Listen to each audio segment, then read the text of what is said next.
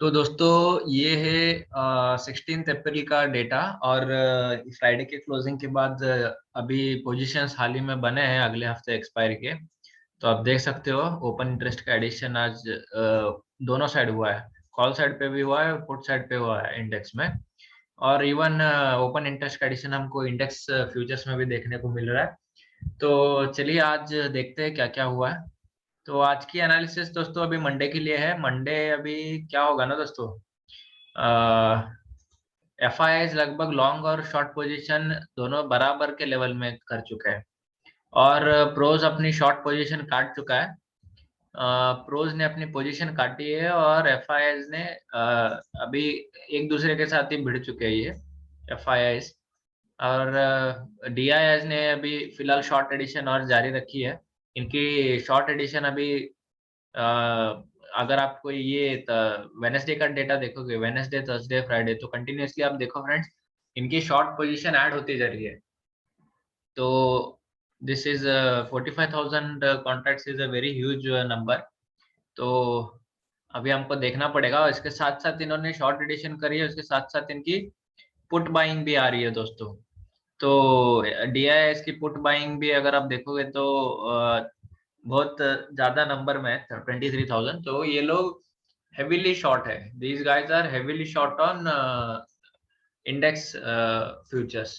That means index अभी DIS के हिसाब से इंडेक्स में उन्होंने शॉर्ट पोजीशंस बना लिया है। और वो भी बहुत एग्रेसिव तरीके से, मतलब कॉल बाइंग उतनी नहीं है लेकिन पुट बाइंग बहुत ज्यादा है।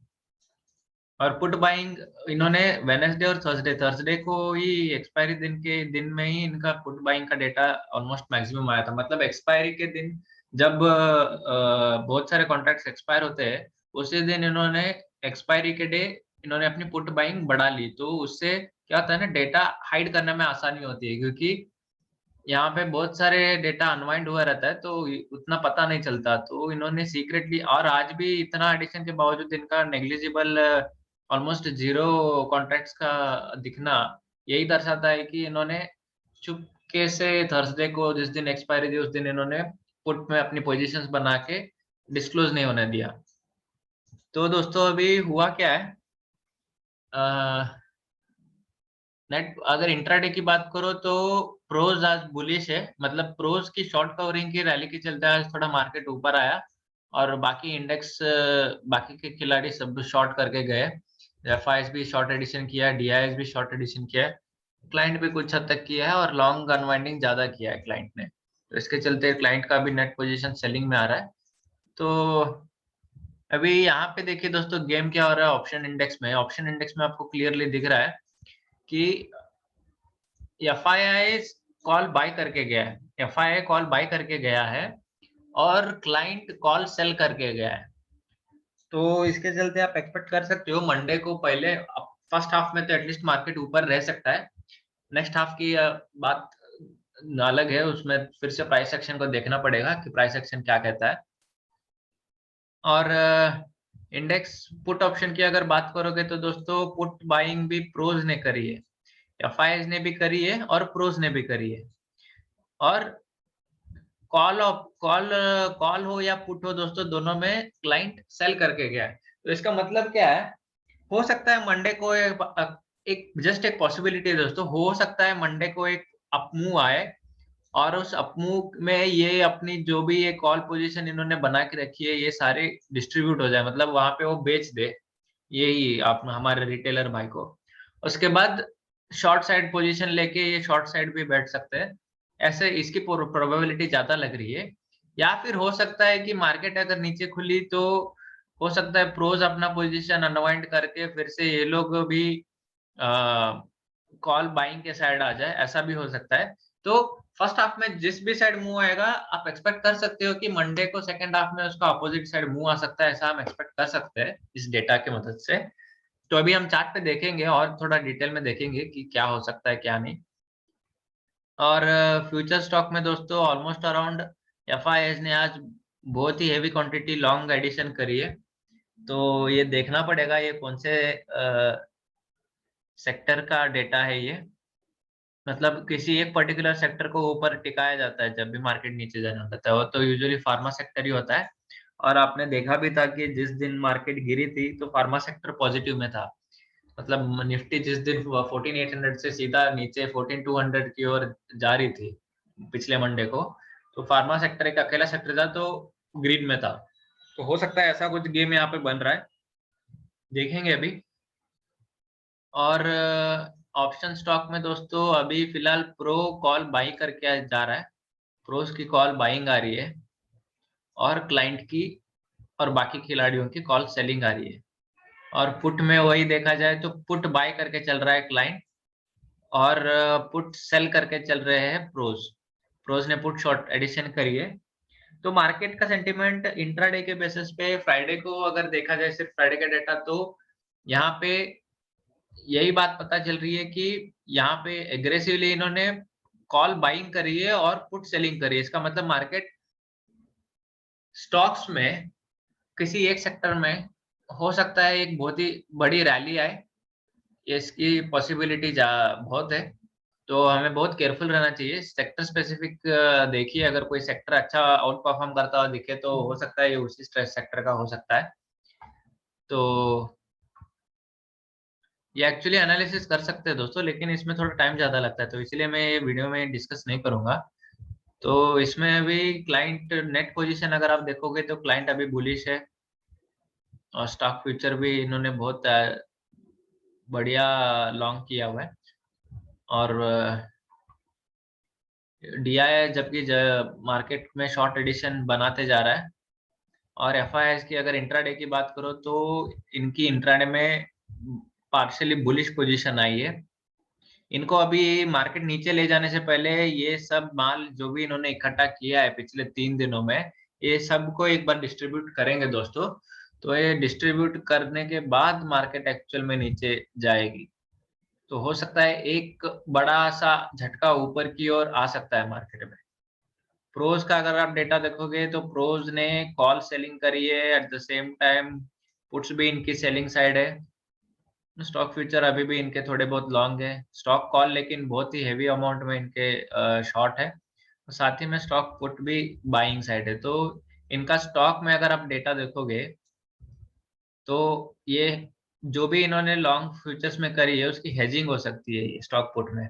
और कॉल सेल करके भी आप हेज कर सकते हो, मतलब एक सर्टेन लेवल पे जाके उसके ऊपर मार्केट को रेस्ट्रिक्ट करते हैं और वहां पे कॉल सेलिंग करते हैं। तो पुट साइड भी मतलब इनकी बहुत ही हेज्ड पोजीशन है, लेकिन इनकी बुलिश इंटरप्रिटेशन यही है कि इनकी अभी भी बुलिश पोजीशन है स्टॉक फ्यूचर्स में, जबकि इंडेक्स में इनका पोजीशन बेरिश है। तो एफआईएस का डेटा इंडेक्स में बुलिश है, लेकिन इंडेक्स में बुलिश होने के साथ ही ये पुट भी हेवी अमाउंट में बाय करके चल रहे हैं दोस्तों, बहुत ही हेवी क्वांटिटी में बाय कर रहे हैं। तो हो सकता है कि किसी ने किसी एक दिन में ये पूरा वाइंड अप हो सकता है। मतलब इनको हार्डली एक दिन में मार्केट को एकदम ऊपर खींच के माल बेच के निकल सकते हैं ये लोग, ऐसा किसी दिन हमें देखने को मिल सकता है। और डीआईएस का तो शॉर्ट है ही दोस्तों। तो क्लाइंट बुलिश है, डीआईआई बेरिश है, एफआईआई अभी फिलहाल के लिए बुलिश है, लेकिन साथ ही में इनका हेजिंग भी है। ये फ्यूचर जितना बाय कर चुका है उससे 3 गुना ज्यादा इसने, ऑलमोस्ट 5 गुना ज्यादा इसने पुट बाय करके चल रहा है वो भी इंडेक्स में। और प्रोज का डेटा अभी फिलहाल मार्केट को रेस्ट्रिक्शन, मतलब ऊपर भी जा neither too long not too short, मतलब मार्केट का साइडवेज जो रेंज है उसका पूरा फायदा उठा रहे हैं लोग। चलिए अभी चार्ट पे चल के देखते चार्ट पे क्या एनालिसिस आता है। अभी दोस्तों क्या हुआ है ना, पिछले ट्रेडिंग सेशन में एफआईआईज और डीआईआईज दोनों ने बाइंग करी है, और वो भी बहुत नेग्लिजिबल क्वांटिटी है दोस्तों, ज्यादा नहीं है। उसके चलते मार्केट थोड़ा ऊपर चला गया था। अभी अगर आप डेटा अगर आपको दिखाऊं मैं तो डेटा में आपको क्लियरली दिख सकता है कि एक डोजी कैंडल बनी है मार्केट में, एक डोजी कैंडल बनी है, मतलब एक सेलिंग प्रेशर है मार्केट में। तो अगर निफ्टी 700 के ऊपर निकलने में कामयाब रहता है तो हो सकता है मार्केट में एक रैली आए। अभी जिस तरह यहाँ पे end of the day selling आई है तो ये एक रेजिस्टेंस बनना चाहिए दोस्तों। अगर आपको मंडे मार्केट, जिस तरह मैंने कहा कि मंडे को फर्स्ट हाफ में ऊपर टिकाया जा सकता है मार्केट को, अगर मंडे को मार्केट आपको फिर से 700 के पास जाते हुए दिखे, और यहाँ पे देखिए बहुत तगड़ा रेजिस्टेंस है, और यहाँ से मार्केट की रिवर्सल आप एक्सपेक्ट कर सकते हो 11,600, मतलब 14,700 के पास मार्केट को ले जाया जा सकता है, क्योंकि एफआईएस को अपना माल पूरा हल्का करना पड़ेगा मार्केट को नीचे ले जाने से पहले। तो हो सकता है 700 के पास जाके पूरे क्लाइंट्स को बुलिश किया जाए और उसके बाद मार्केट को नीचे लाया जाए, ऐसा पॉसिबिलिटी दिख रहा है दोस्तों। तो लेवल 14,700 एक क्रूशियल लेवल है, आप मार्क कर लीजिए ये वाला लेवल।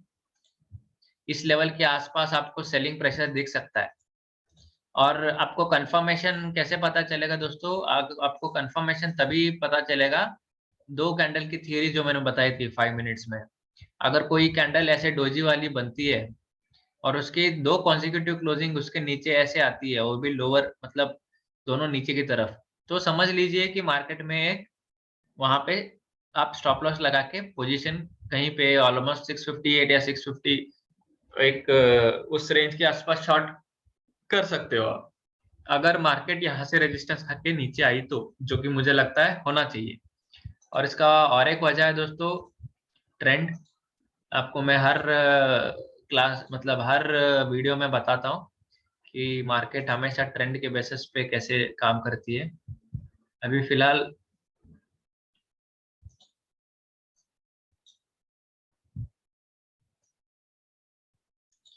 फिलहाल अगर आप देखोगे तो मार्केट ये वाली ट्रेंड में थी, ये थोड़ा ऊपर गया, चला गया था, लेकिन फिर से ट्रेंड के पास आया और यहाँ से यहीं से सपोर्ट लेके ये ऊपर चला गया।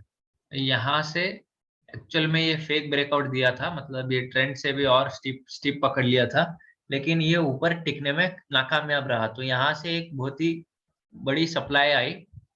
तो ये जो भी लेवल था ना दोस्तों, 650 से लेके 700, ये सप्लाई जोन है एक्चुअली।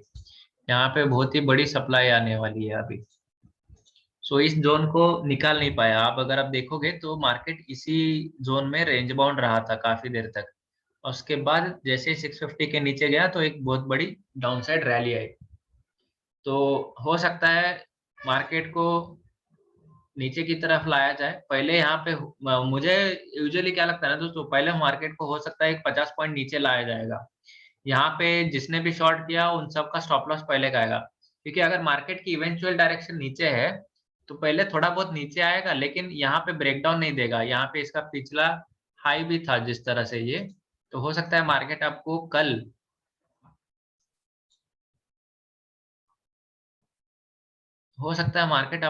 अराउंड 1 घंटे में 11 o'clock के आसपास मार्केट यहाँ मिल जाए 550 के लेवल पे। उसके बाद अगर मार्केट ऊपर जाती है तो यहाँ पे शॉर्ट करने का अच्छा मौका मिलेगा आपको।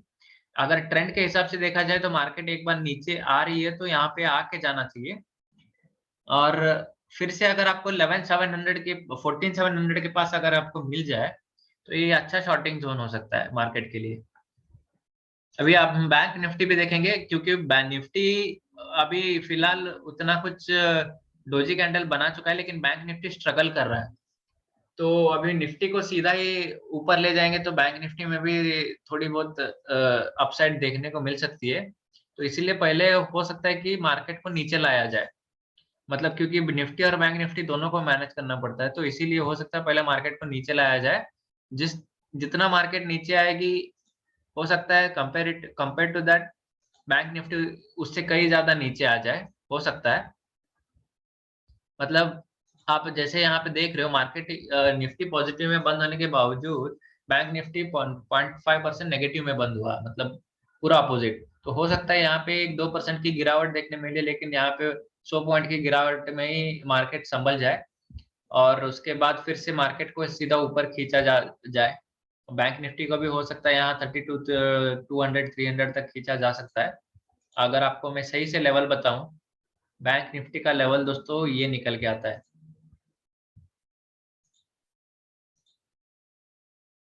बैंक निफ्टी का लेवल आपको अगर मैं सही से बताऊं तो ये लेवल आता है अराउंड 32,300 का। ये लेवल है दोस्तों 32,350 से लेके 32,000। सो ये 300 पॉइंट की रेंज है, ये 300 पॉइंट की रेंज है जहाँ पे बैंक निफ्टी पहले बार बार सपोर्ट ले रहा था, वो अभी रेजिस्टेंस बनेगा। और 32,000 के नीचे जैसे ये निकलेगा तो आप शॉर्ट कर सकते हो। अभी फिलहाल आप देखिए, मैंने जैसे आपको पिछले वीडियो में भी बताया था, ये स्टीपनेस देखिए, स्टीपनेस कैसे, स्लोप कैसे कम होते जा रहा है।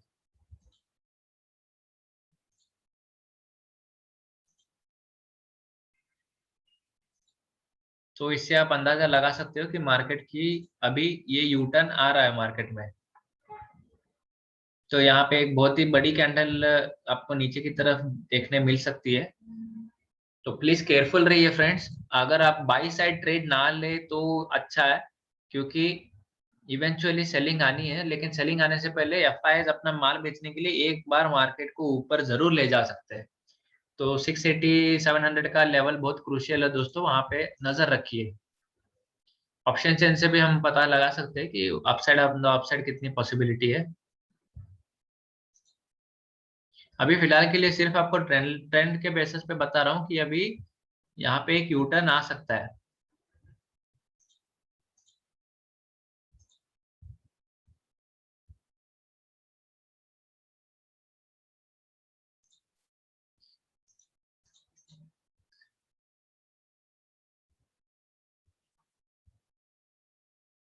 अभी देखिए दोस्तों, देखिए यहाँ पे देखिए 14,800 पे बहुत ही बड़ी ओपन इंटरेस्ट बिल्डअप देखने मिल रही है हमें। तो हो सकता है मार्केट को एक बार कॉल बाइंग जहाँ पे एफआईआईज ने करके गया है, हो सकता है मार्केट को एक बार 14,800 के पास ला सकते हैं ये लोग, पॉसिबिलिटी बनती है।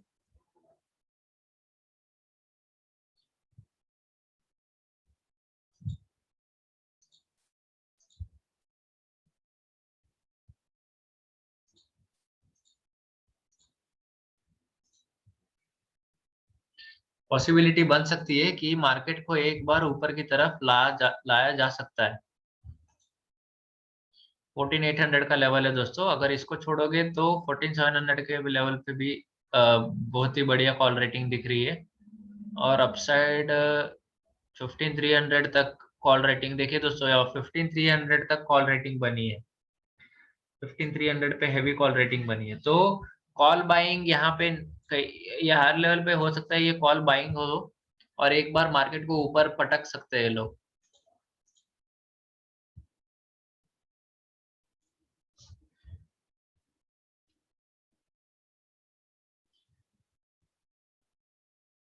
अभी फिलहाल प्रोज और एफआईआईज की पोजीशन अलग अलग दिशा में है, तो हमें purely based on price action चलना चाहिए।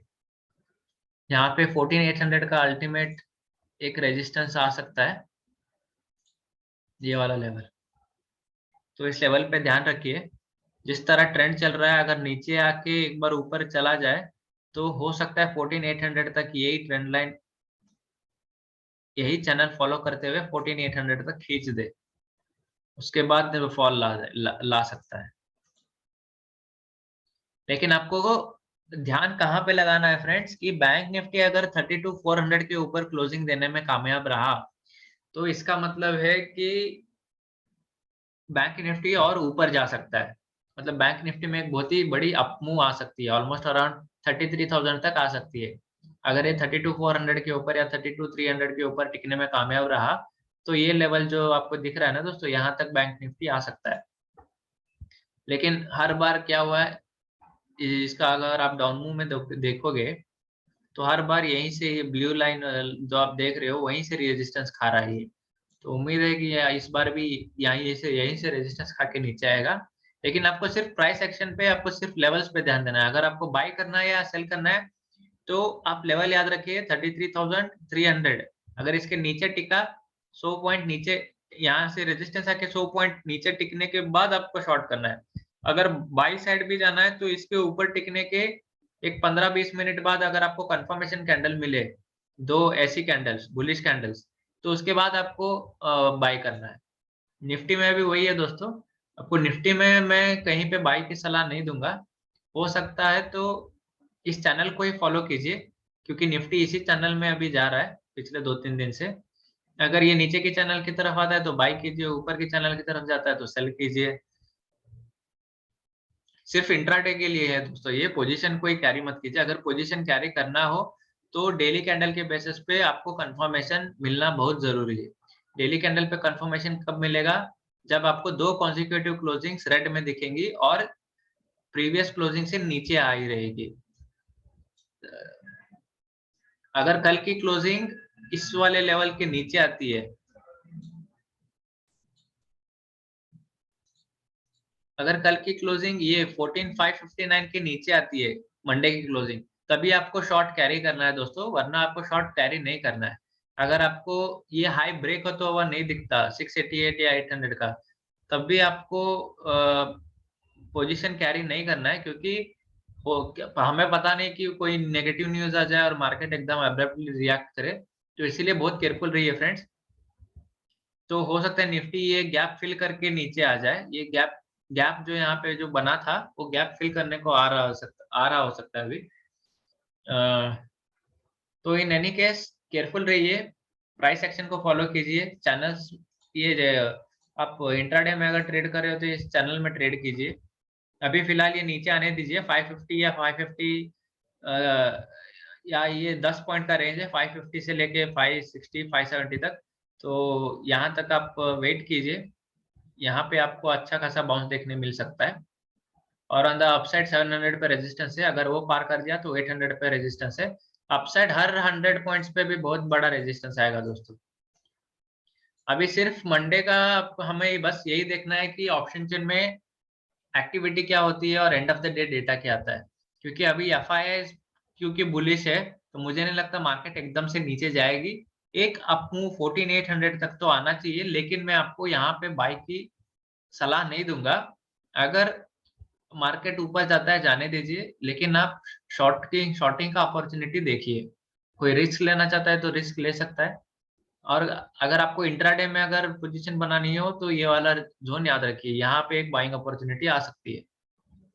वही अगर मैं निफ्टी बैंक की बात करूं, निफ्टी बैंक की अगर मैं बात करूं, तो निफ्टी बैंक में फिलहाल अभी एक नेगेटिव सा ये बन रहा है, व्यू बन रहा है। और अगर निफ्टी बैंक बहुत ही ज्यादा नेगेटिव हो जाता है तो मतलब निफ्टी बैंक निफ्टी अगर बहुत ही ज्यादा नेगेटिव हो जाता है तो निफ्टी भी नेगेटिव हो सकता है। मतलब बैंक निफ्टी के चलते निफ्टी को नीचे खींचा जा सकता है। अभी क्या हो रहा है ना दोस्तों, अभी आईटी सेक्टर इतना दिन तक वो निफ्टी को टिकाए रखे थे, तो इसीलिए निफ्टी चल जा रहा था। लेकिन अभी आईटी सेक्टर में भी दम नहीं है, अभी आईटी सेक्टर भी उतना कुछ खास मुझे नहीं लगता अभी कुछ खींच पाएगा। आईटी सेक्टर अभी फिलहाल थोड़ा थक गया है, साइडवेज हो गया है।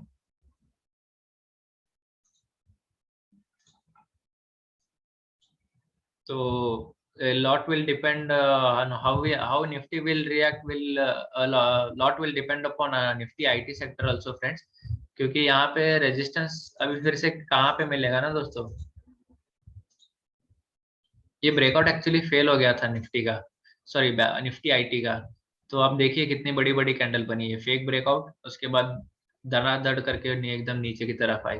तो ये फेक ब्रेकआउट कैंडल्स फिर से हो सकता है यहाँ पे आके टेस्ट कर सकता है ये अपना ये 27,000 का लेवल। लेकिन अगर इवेंचुअली डाउन ट्रेंड अगर नीचे ही जाना हो तो इसके ऊपर नहीं जाना चाहिए, 26,724 के ऊपर नहीं जाना चाहिए। अगर जाता है तो then will have to reconsider our theory. क्योंकि अभी क्या हुआ है ना दोस्तों, बॉलिंजर बैंड को ये नीचे की तरफ काट दिया है और अभी बॉलिंजर बैंड के ऊपर ही है। तो lot will depend upon price action, price action के हिसाब से इसके ऊपर नहीं जाना चाहिए अगर इवेंचुअली नीचे जाना हो तो।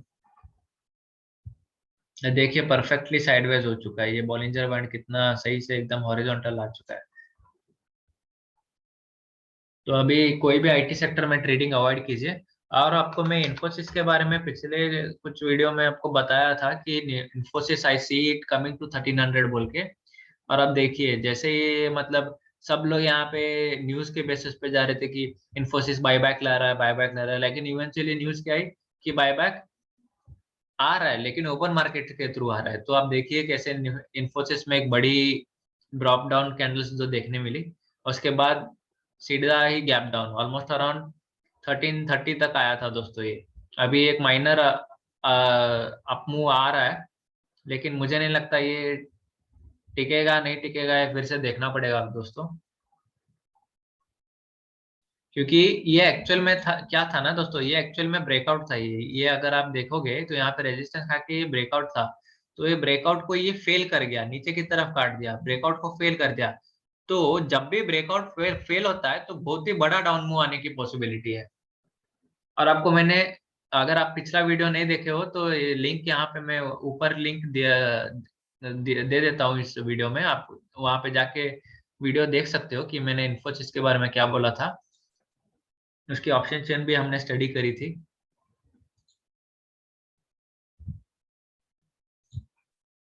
तो दोस्तों अभी काफी कुछ स्टॉक्स जैसे मैंने मतलब पहले प्रेडिक्ट किए थे, इवेंचुअली वो उसी दिशा में जा रहे हैं, चाहे वो एचडीएफसी हो, चाहे वो रिलायंस हो, चाहे वो एचडीएफसी बैंक हो।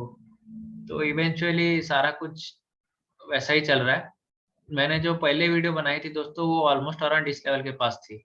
तो उसके बाद देखिए ऑलमोस्ट अराउंड ये बॉलिंजर बैंड के जैसे ये यहाँ से रेजिस्टेंस खा दिया इसने, ऑलमोस्ट 2100 का लेवल है बॉलिंजर बैंड का लोअर हाफ में, तब से ये चल रहा है।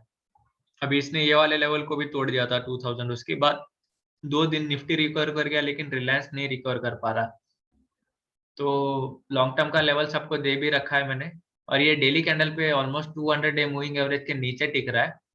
अगर इसको ब्रेक डाउन करता है तो हो सकता है अगला लेवल सीधा 1600 के पास आ जाए।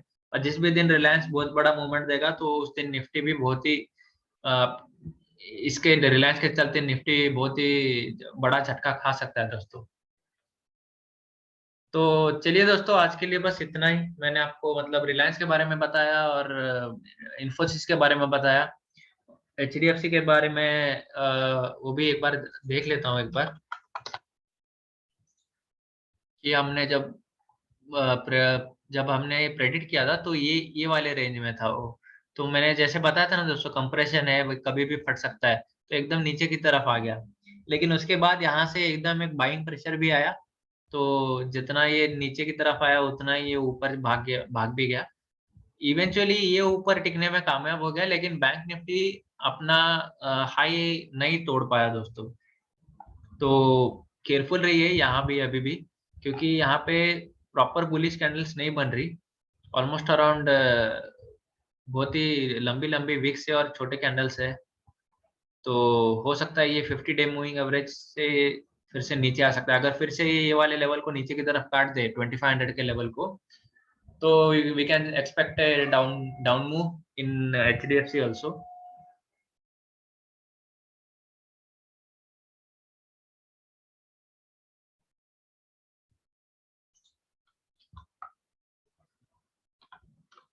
एचडीएफसी बैंक एक बार देख लेते हैं एचडीएफसी बैंक का क्या हाल है। देखिए दोस्तों, एचडीएफसी बैंक अभी ऊपर जा रहा है, लेकिन ये यहाँ पे एक अच्छा अपॉर्चुनिटी बन सकता है। अराउंड 1450 के पास आपको एक अच्छा शॉर्टिंग अपॉर्चुनिटी बन सकता है ये।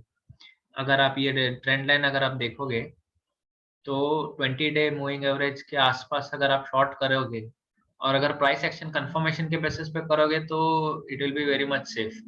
हो सकता है यहीं से कहीं से रिवर्सल आ जाए। अब ये 200 डे मूविंग एवरेज पे सपोर्ट लेके ऊपर भाग रहा है। फिर से यहीं से अगर रेजिस्टेंस आता है तो ठीक है, अगर यहाँ से रेजिस्टेंस फेल होता है तो नेक्स्ट लेवल विल बी 1500।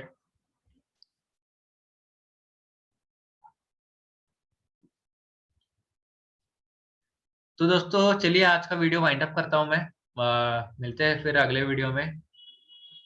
ठीक है दोस्तों, तब तक के लिए ख्याल रखिए अपना। Thank you.